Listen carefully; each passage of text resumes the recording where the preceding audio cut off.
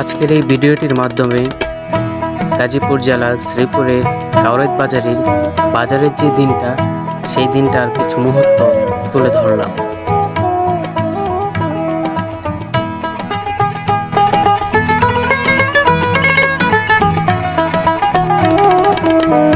এই কাউরাইত বাজারে রয়েছে বিশেষ কিছু ব্যক্তিদের আগমন।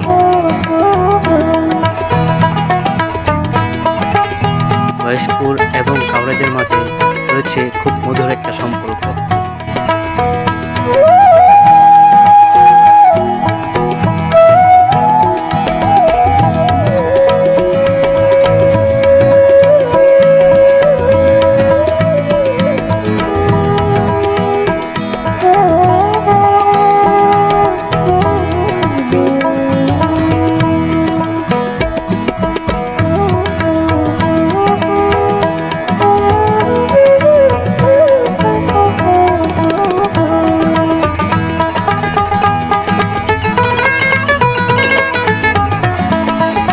আমার এই ভিডিওটি যদি কারো কাছে ভালো লেগে থাকে তাহলে শেয়ার করে দেবেন, যাতে করে অন্য সবাইরা দেখতে পারে।